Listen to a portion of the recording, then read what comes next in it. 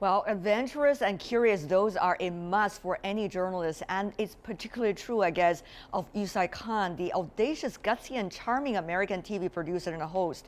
As a bridge between China and the rest of the world, Yue-Sai got access during the early days of China's opening up and reform. She got exclusive insights into many of the policy debates taking place in the early 1980s. She told me about that extremely exciting time and how she looks at China now from the inside out.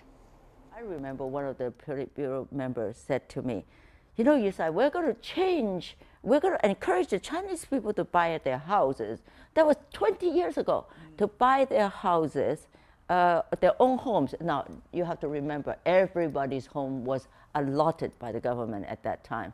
We're going to change the income level, to pay everybody more so that they could buy homes. And I said to myself, it ain't going to happen, just not going to happen. Because China, I mean, think about it. No one owned anything at that time.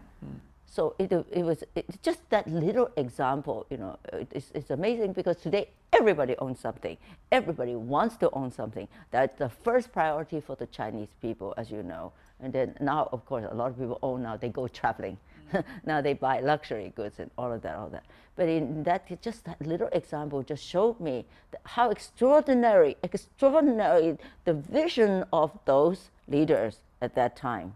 Their visions are different from today's vision, quite obviously.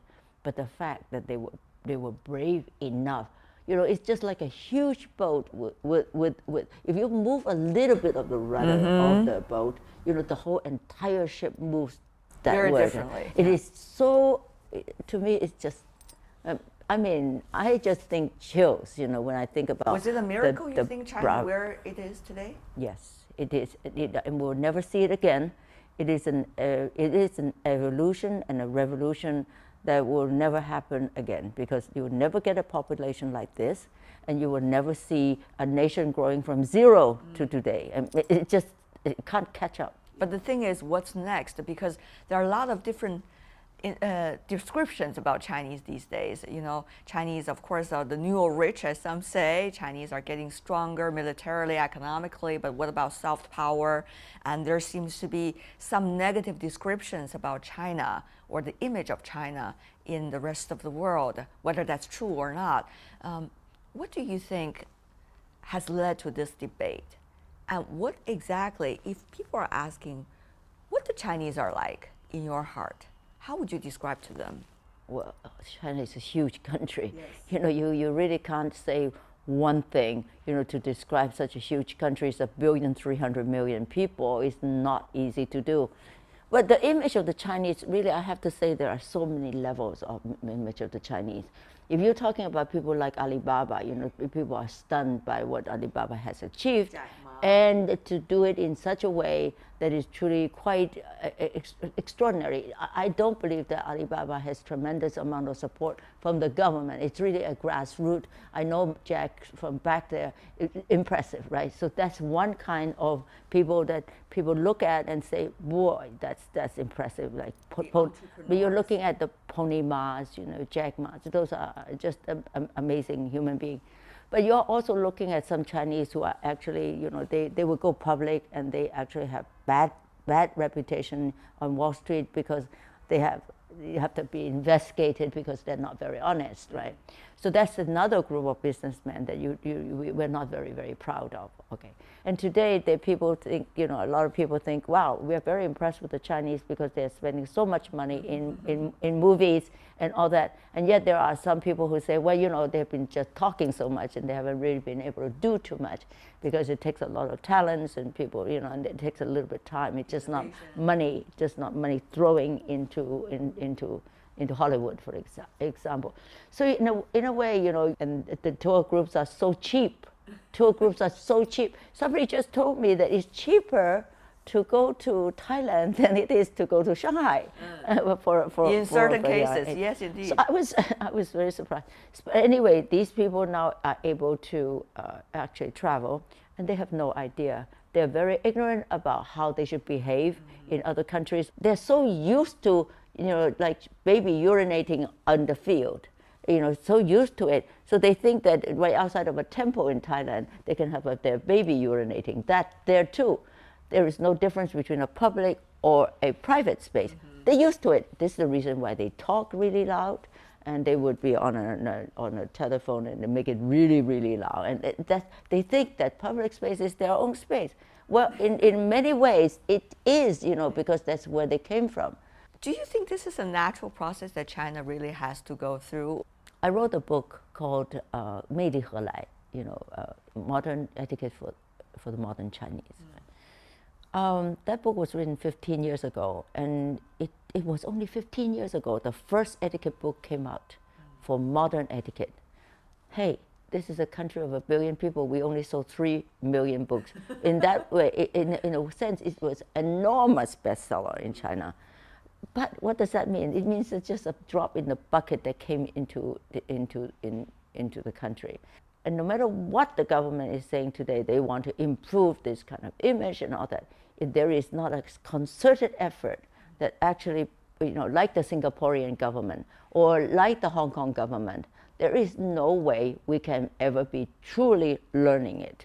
So what did the Singapore government did? 15 years into the founding of the Republic of Singapore, the Singaporean government has a big program called, what is it, National Politeness Campaign or something like that. And now that is an amazing campaign because it really was all encompassing. Goes into schools, so the children will learn to smile, we say, I'm sorry, excuse me, all of those things. And then they have TV PSAs on television. They really teach people what not to do. And the third thing is that they also have pamphlets. They have it on radio. They have discussions. They have awards. And then more importantly, they have penalties. If you spit, they really penalize you. If you throw garbage on the floor, they penalize you. That is what I call 全民教育, the whole education for the entire citizenship. If you can do that, then it's better than just the Shanghai government doing 七步, for example, the 七步 that they said. 七步 means you cannot spit, you cannot wear pajamas walking on the street. Those are the things that Shanghai government does. But if we can do it in a major kind of way, in a real kind of campaign, I guarantee you, within a couple of years, it would be perfectly fine. 30 and even 40 years ago, you did 2 documentaries. One is called Looking East, the other is called One World. Now, if I ask you about this question, what would be the words you would use when people ask you, how should I look East? What the East is like today? What would you say? East is where they should be looking, because a lot of the innovations, a lot of the gutsy things that they are attempting, a lot of the new thinking really come from the East. It's no longer the West that is dominating the area of innovation. I mean, just take a look at WeChat. This is a pure Chinese innovation. It is just extraordinary. And yes, WeChat is literally sweeping the world. We are quite extraordinary.